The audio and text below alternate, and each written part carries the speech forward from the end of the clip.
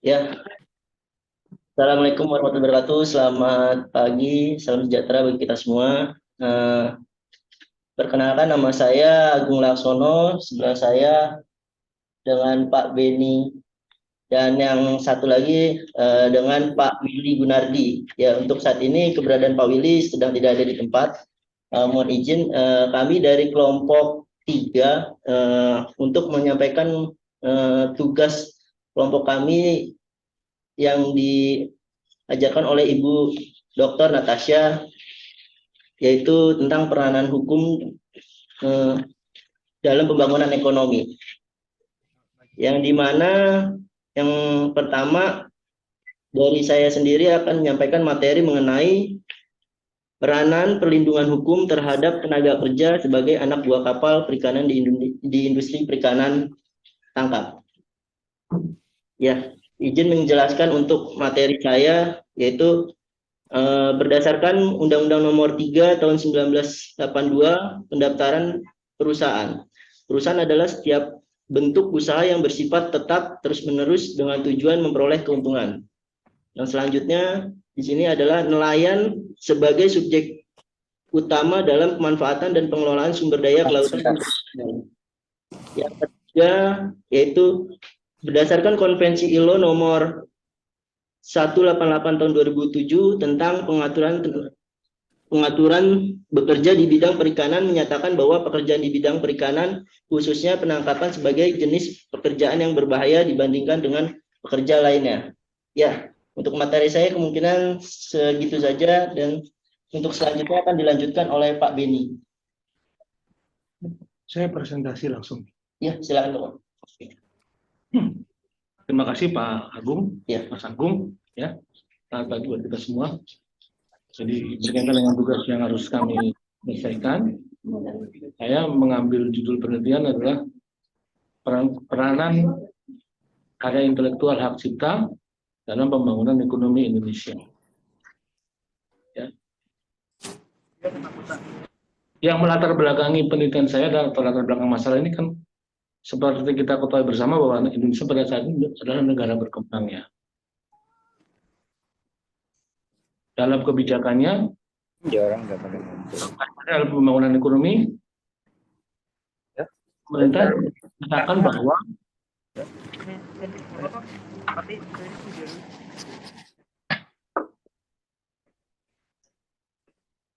berdasar pada industri yang menghasilkan nilai tambah yang tinggi. Hingga karena telah mengambil kebijakan politik untuk ikut bersaing dan mengikuti perkembangan zaman dengan merealisasikan gagasan politik internasional. Hal ini karena dengan keikutsertaan Indonesia dalam bergabung dengan beberapa organisasi ekonomi dunia seperti ASEAN Free Trade Area atau AFTA, World Trade Organization atau WTO, Ini aja dulu ya. Asia Pacific Economic Corporation atau APEC.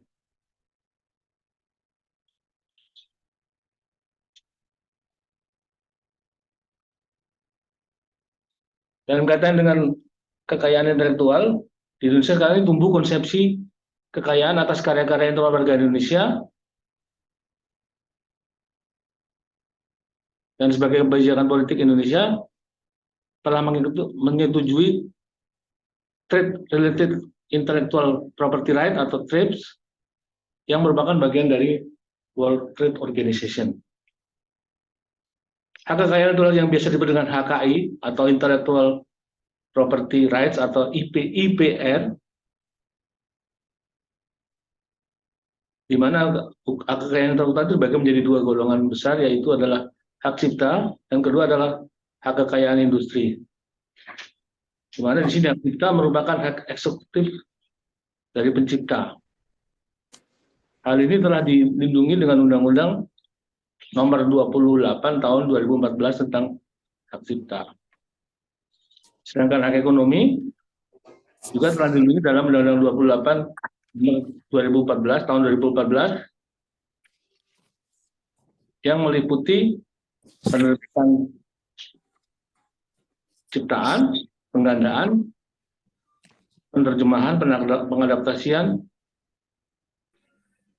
pengumuman, penunjukan, komunikasi dan penyewaan ciptaan. Artinya dalam Undang-Undang Nomor 28 Tahun 2014 ini sudah diatur tentang perlindungan hak cipta maupun hak kekayaan intelektual.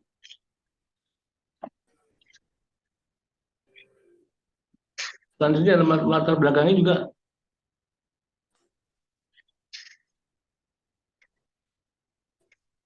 pembangunan perkebunan di Indonesia itu adalah bahwa pada dasarnya pembangunan ekonomi itu bertujuan untuk meningkatkan pendapatan per kapita negara sampai pada meningkatkan kualitas hidup masyarakat.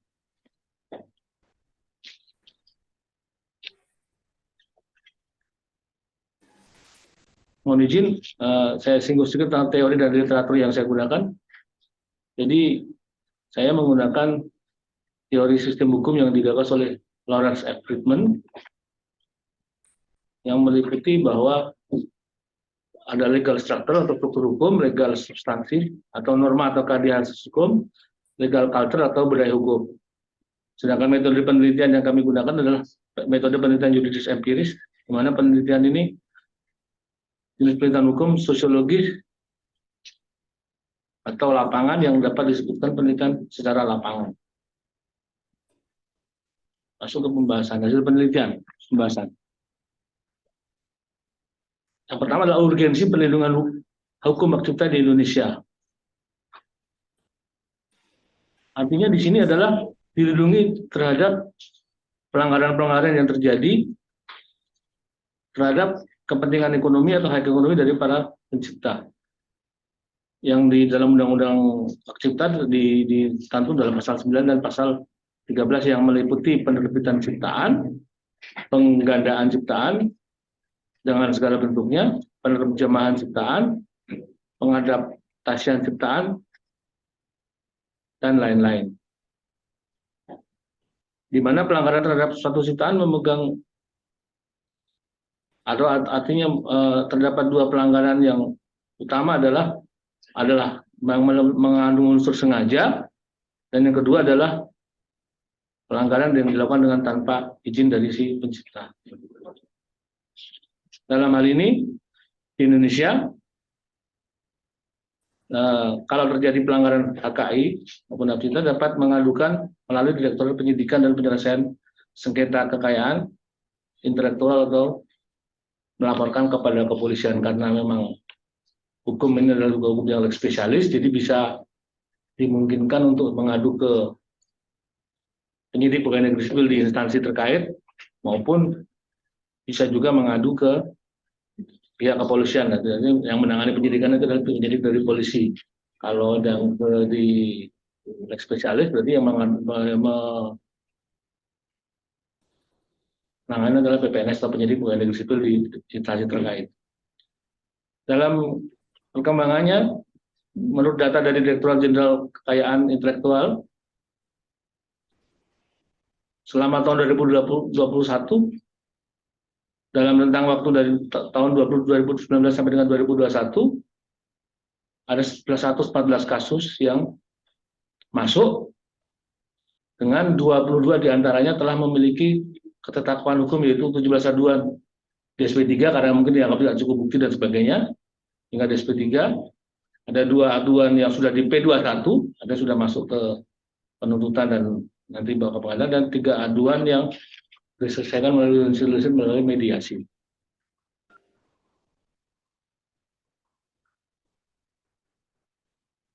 Nah, kita tentunya berdasar pada aspek perlindungan pemegang hak cipta dan hak kekayaan intelektual tadi. Jadi bisa secara perdata maupun secara pidana. Secara perdata dapat diadukan apabila sudah terdapat unsur kerugian. Kerugian itu bisa material dan imaterial. Material adalah kerugian yang bisa dihitung, nyata-nyata ada, dengan data-data yang mendukung pembuktiannya. Ada juga kerugian imaterial yang merupakan kerugian atas manfaat yang kemungkinan akan diterima di kemudian hari. atau kehilangan keuntungan yang mungkin diterima oleh pemohon di kemudian hari. Sementara untuk aspek perlindungan secara pidana,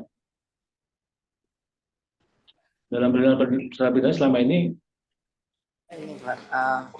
kedepankan adalah tetap mengedepankan ultimum remedium. Jadi artinya bahwa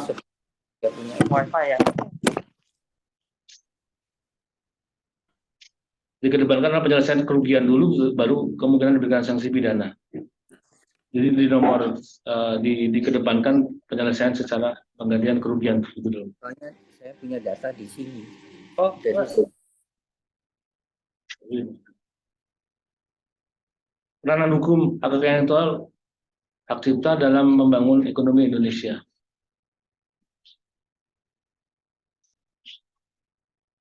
Lawrence M. Friedman menggambarkan antara lain malah legal structure atau struktur hukum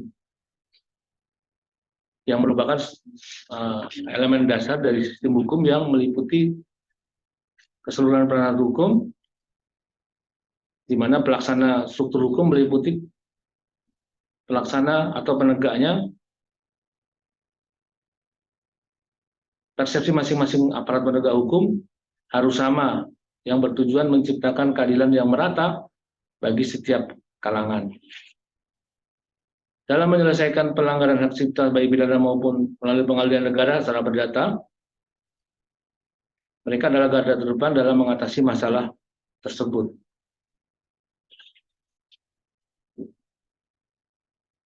Yang kedua, legal substantif atau norma atau kaidah asas hukum, di mana substansi hukum merupakan produk hukum. Produk hukum yang akan menjadi pedoman dalam menjalani ketertiban sistem hukum yang mencerminkan keadilan dengan tetap menjaga dan menjamin adanya perlindungan terhadap seorang pencipta dalam konteks cipta dan hak kekayaan intelektual. Nah, masalahnya adalah meskipun penghargaan terhadap karya cipta sudah ada diakui dalam Undang-Undang Hak Cipta, di mana itu juga merupakan suatu prinsip dasar di mana hal tersebut sejatinya sudah menjadi kewajiban bagi setiap orang untuk mengedepankan rasa empati atas dedikasinya dalam membuat suatu ciptaan, sehingga hal tersebut bisa membangun suatu perekonomian dalam suatu negara yang bisa saja hal tersebut mengurangi angka pengangguran di Indonesia. Yang ketiga, legal culture atau budaya hukum.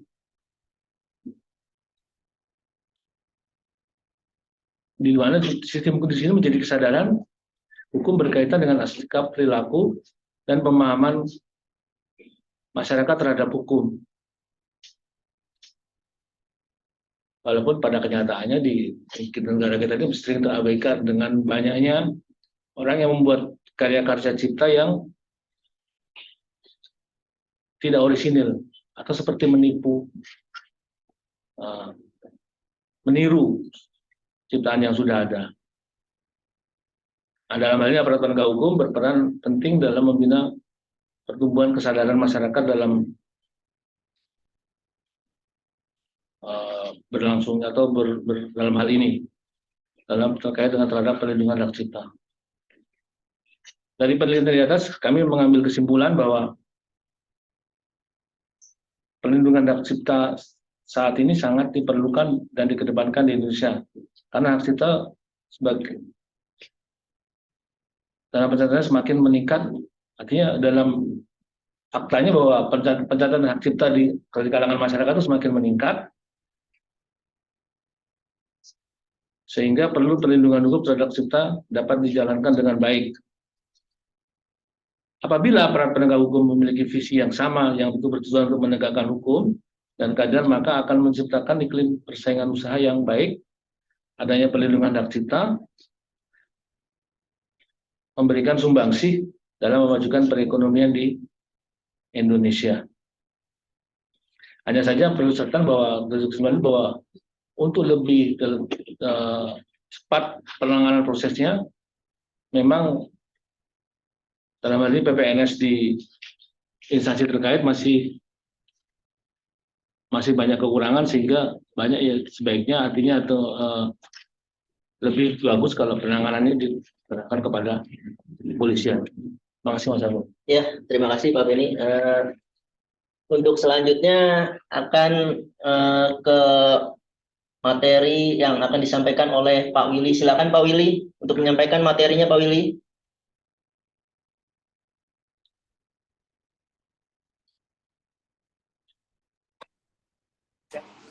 Selamat pagi Bapak-Bapak. Terima kasih. Pagi Pak Willy. Ya, terima kasih. Sorry, maaf tidak bisa bergabung karena saya dalam hal ini posisi lagi di Malang ya, di luar kota. Ya. Untuk mempersingkat waktu, karena memperkenalkan diri saya dulu. Saya adalah mahasiswa Fakultas Hukum, jurusan saya adalah mahasiswa Fakultas Hukum, Magister Hukum ya. Tergabung dalam kelompok 3 bersama dengan Bapak Agung dan Bapak Beni. Dalam hal ini saya membawakan makalah mengenai peranan hukum dalam pembangunan ekonomi dalam hal hukum merek, mengenai merek ya.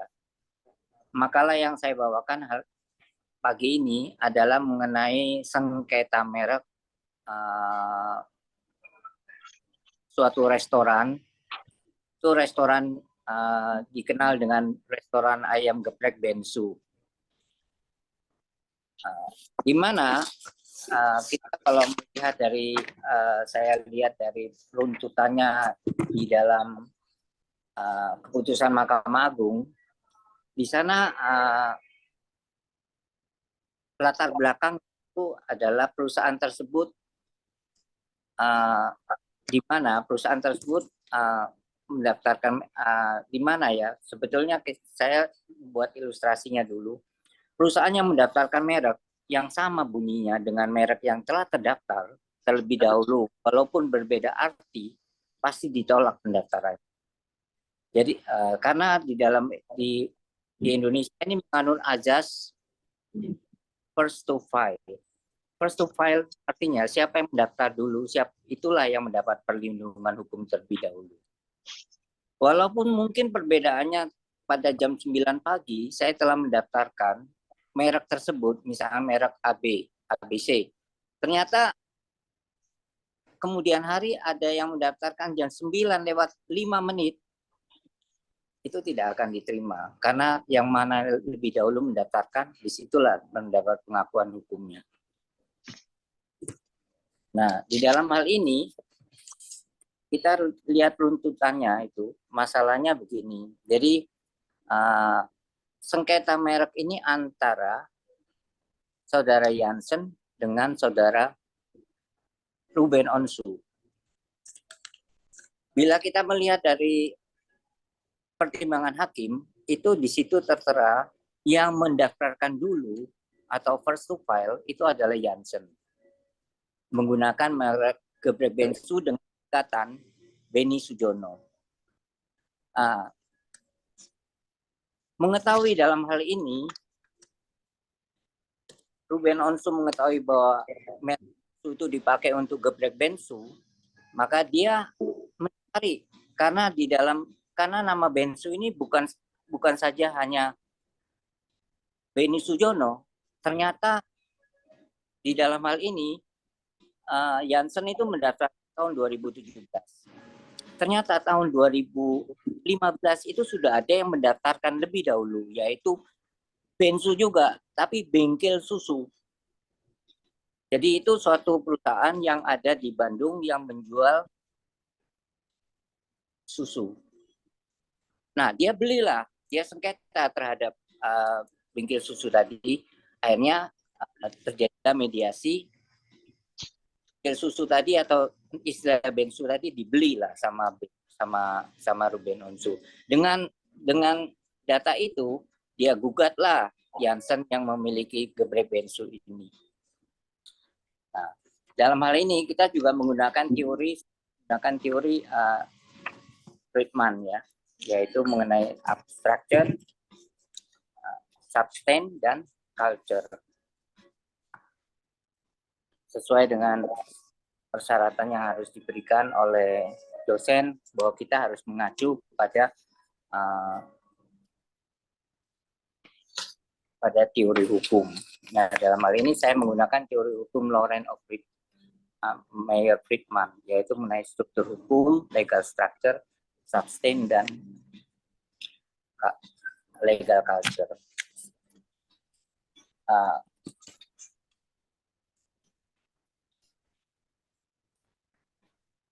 Untuk itu saya akan Bapak bisa baca nanti di makalah saya ya. Untuk mempersingkat waktu, saya akhiri dulu makalah saya ini. Nanti untuk lebih lanjut kita bisa bagikan share di dalam makalah saya kepada kalian, kepada teman-teman. Terima kasih. Terima kasih. Silakan Pak Agung. Ya, terima kasih Pak Willy. Untuk selanjutnya akan dilakukan mengenai tanya jawab dari materi kami masing-masing. Yang pertama kemungkinan terhadap materi saya terlebih dahulu. Dipersilakan untuk Pak Willy dan Pak Beni untuk mempertanyakan terhadap materi yang saya telah sampaikan. Mohon izin Pak Willy, saya dulu ya Pak Willy ya. Silakan Pak Beni. Ya. Mas Agung, terima kasih atas kesempatan yang diberikan Ya. memberikan pertanyaan ya. Ya, kalau kita bicara industri perikanan ya. Iya Pak. Ya, tentu dibutuhkan atau ada faktor itu artinya ada tenaga kerja di situ. Iya.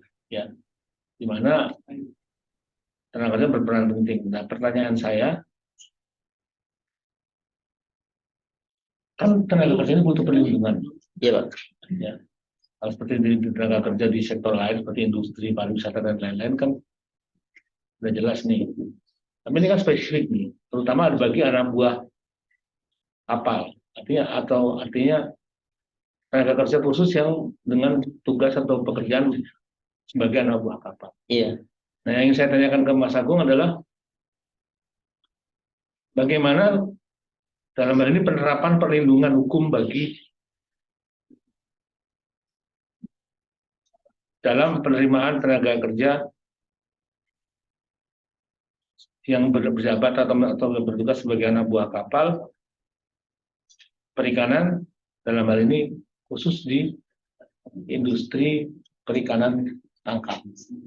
Iya. Artinya tenaga kerja yang bekerja di kapal-kapal penangkapan ikan. Terima kasih Mas Agung. Iya, terima kasih Pak Beni.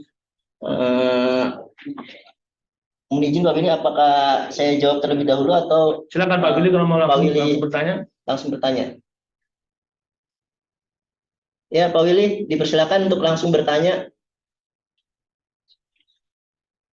Silakan Pak Agung jawab dulu. Saya lagi membuat suatu pertanyaan. Saya lagi menelaah kepala saudara.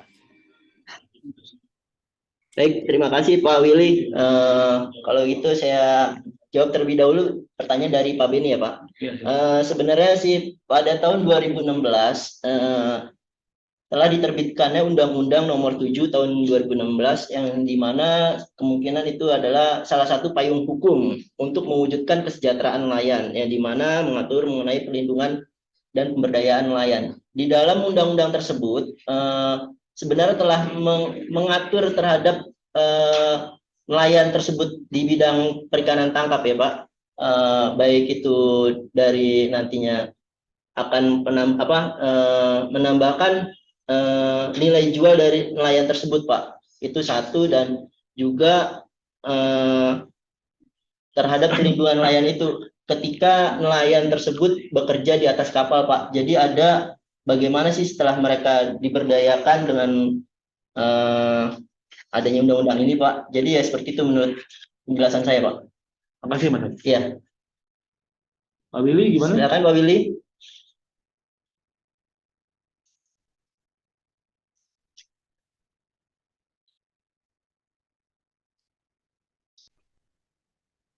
Oke, terima kasih. Saya menanyakan cukup satu aja pertanyaannya.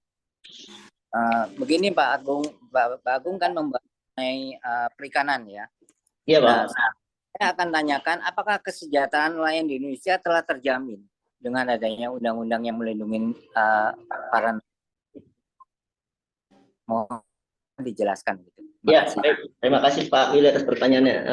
Sebenarnya untuk menjawab atas pertanyaan Pak Willy itu ya, melihat dengan kondisi yang ada sekarang ini dapat dikatakan nelayan di Indonesia ini tidak dapat dikatakan tidak sejahtera ya Pak ya. Karena kita harus melihat dua faktor. Yang pertama dari faktor internal dan eksternalnya. Yang di mana faktor internalnya itu ya di mana yang berkaitan dengan kondisi sumber daya nelayan dan aktivitas kerja mereka, Pak. Yaitu yang pertama terkait mengenai keterbatasan kualitas SDM nelayan tersebut. Yang kedua, keterbatasan kemampuan modal dan teknologinya. Yang ketiga, ketergantungannya yang tinggi terhadap okupasi, Pak. Terhadap penangkapannya, Pak. Terus dilihat dari faktor eksternalnya yang berhubungan dengan kondisi di luar diri dan aktivitas nelayan, dapat dilihat juga dari kayak penggunaan alat tangkapnya yang tidak ramah lingkungan, penegakan hukum yang lemah, terbatasnya teknologi pengelolaan hasil tangkapan, Pak. Kemungkinan itu yang dapat saya jawab, Pak.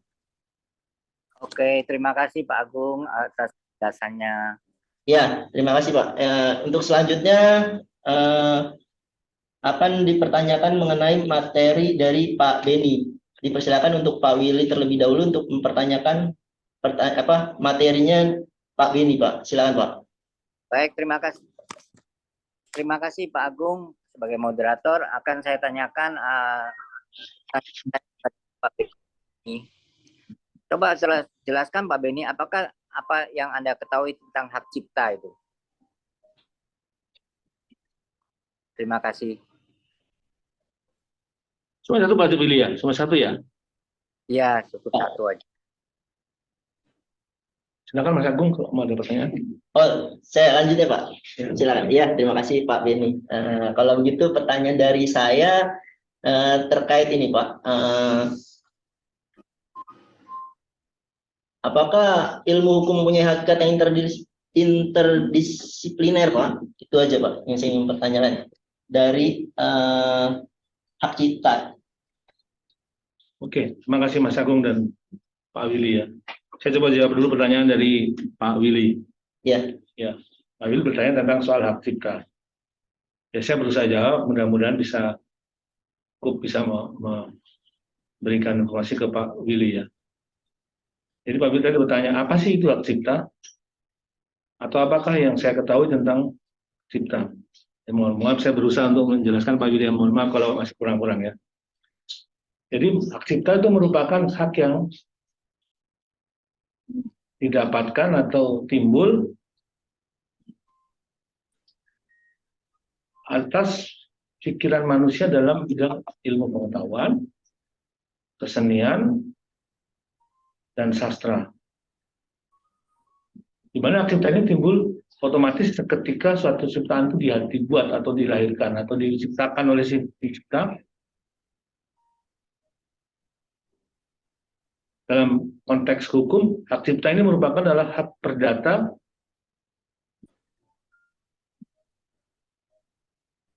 pada diri sang pencipta. Dalam kaitan ini hak cipta merupakan hak privat, Pak Willy.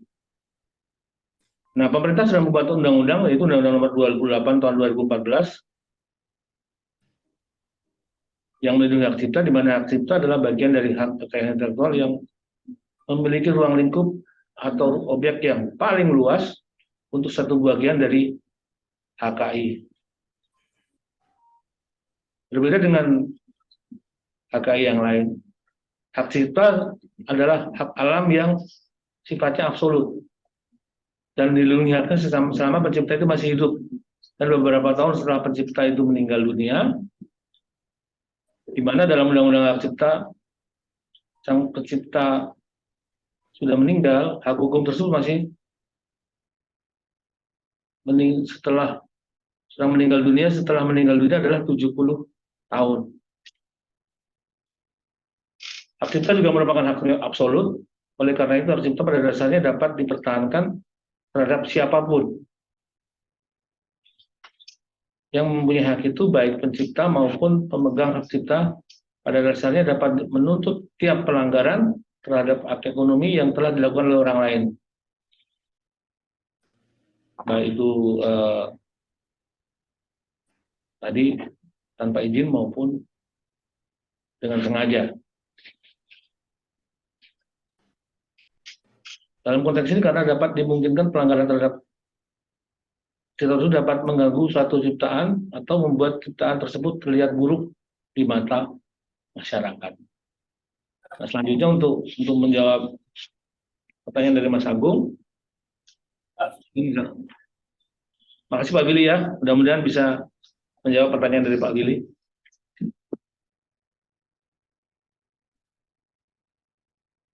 Apa yang dimaksud ilmu hukum itu mempunyai hakikat yang interdisipliner? Dalam hal ini Mas Agung ya, Iya, Pak. ilmu hukum banyak digunakan untuk membantu menerangkan berbagai aspek yang berhubungan dengan keadilan hukum di masyarakat. Berbagai aspek tersebut, aspek dari hukum yang ingin diketahui tersebut tidak semuanya dapat dijelaskan dengan baik tanpa memanfaatkan disiplin-disiplin ilmu pengetahuan lain seperti politik, antropologi, ekonomi, kedokteran, dan lain-lain. Oleh karena sifatnya tidak sempurna, untuk dapat berdiri sendiri, ilmu hukum mempunyai hakikat yang interdisipliner. Terima kasih Mas Agung. Ya, terima kasih Pak Beni atas penjelasan dan jawabannya dari pertanyaan kami berdua. Ya, selanjutnya ke materinya Pak Willy. Boleh kami mempertanyakan juga Pak Willy dari materi Bapak, Pak? Silakan Pak Agung. Ya, terima kasih Pak. Kemungkinan saya terlebih dahulu ya Pak, yang ingin pertanyakan dari materi Bapak ini. Yang saya ingin pertanyakan satu pertanyaan aja Pak, terkait materi Bapak ini, ya terkait bagaimana sih proses atau prosedur permohonan merek tersebut Pak? Oke. Ya. Ya Pak, mungkinan kita bisa gabung dengan pertanyaan Pak Beni atau Ya Pak satu-satu. Willy, Iya. pertanyaan saya tanya sekalian ya, Iya, supaya silakan. Pak Willy lebih mudah menjawabnya dan bisa lebih runtut. Terima kasih Pak. Pertanyaan saya sih sebenarnya sederhana aja Pak Willy. Tadi Pak Willy kan dalam makalah menyinggung tentang ayam geprek bensu, ya,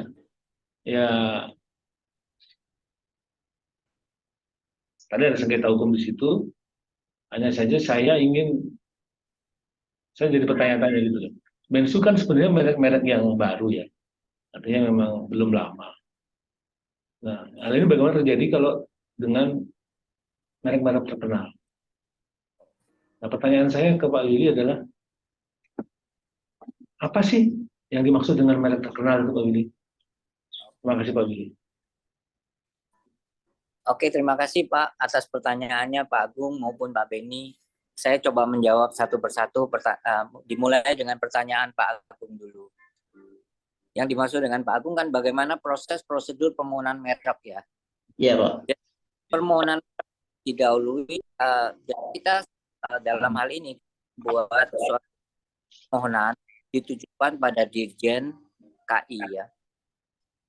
Dirjen KI Kekayaan Intelektual, mana nanti di sana dilakukan pemeriksaan. Pemeriksaan itu ada dua macam, formalitas maupun substantif. Formalitas itu akan dilakukan pemeriksaan terkait kelengkapan pendaftaran nama, permohonan, lambang, logo dan sebagainya. Kita harus submit atau kita lampirkan di dalam daftar dalam permohonan tersebut. Nah, jika di dalam loket pendaftaran situ permohonan sudah lengkap ya, itu akan dan sudah itu akan dipublikasikan. Dipublikasikan dalam hal ini setelah dilakukan formalitas tadi akan dilakukan pemeriksaan substantif. Nah, dalam hal pemeriksaan substantif ini memerlukan waktu kurang lebih 150 hari kerja. 150 hari kerja. Itu tapi teori ya. Prakteknya itu mungkin bisa lebih. Jadi karena yang dimana permohonan, karena di KI itu bukan menerima permohonan hanya dari bidang merek saja, tapi dari cipta, hak cipta dan lain sebagainya banyak sekali. Dengan tenaga yang melayani permohonan kita itu untuk mengajukan pendaftaran merek itu banyak sekali. Memang paling banyak dibandingkan cipta dan lain sebagainya. Maka kita melakukan prosedurnya yaitu melalui pemeriksaan formalitas dan substantif. Nanti kalau sudah selesai itu akan diberitahukan, bisa dicek ke Dirjen KI lagi. Begitu jawaban saya kepada Mas Agung. Ya, terima kasih Pak Willy. Untuk pertanyaan Bapak Beni, apa yang dimaksud dengan merek terkenal? Ya memang merek itu ada yang merek terkenal ya. Kalau kita lihat sepintas itu merek terkenal itu sebetulnya merek yang sudah didaftarkan beberapa negara dan sudah mendapatkan sertifikat. Jadi didaftarkan itu harus secara tertulis. Jadi terus dan merek tersebut juga harus sudah, di mana produsen tadi banyak melakukan promosi-promosi. Nah, di mana kalau kita lihat di dalam pasal 21 ayat 1 huruf B kecil Undang-Undang Nomor 20 tahun 2016 tentang merek ya dan indikasi geografik, dijelaskan bahwa penentuan keterkenalan suatu merek harus dilakukan dengan mempertimbangkan pengetahuan umum masyarakat mengenai merek tersebut di bidang usaha bersangkutan dan memperhatikan pula reputasi sebagai merek terkenal yang diperoleh karena promosi besaran investasi di beberapa negara di dunia yang dilakukan pemiliknya dan disertai bukti pendaftaran merek tersebut di beberapa negara di dunia. Apabila hal-hal di atas belum dianggap cukup, nanti pengadilan niaga dalam hal ini dapat memerintahkan lembaga yang bersifat mandiri untuk melakukan survei agar memperoleh kesimpulan mengenai terkenal atau tidaknya merek yang menjadi dasar penolakannya. Demikian Pak Beni, terima kasih. Pak Willy, betul. Ya, terima kasih Pak Willy atas jawaban yang dijelaskan oleh Pak Willy. Di sini kita udah sampai di tahap akhir ya Pak, di mana dari kita bertiga ini, dari kelompok 3 juga, dari kami masing-masing telah menyampaikan materi dan melakukan tanya jawab ya Pak. Kemungkinan ya dari kelompok kami sekian. Apabila ada kekurangan atau ada kesalahan tolong dimaafkan dari kelompok kami ini. Untuk kegiatan ini kami tutup dengan mengucapkan alhamdulillah dan terima kasih.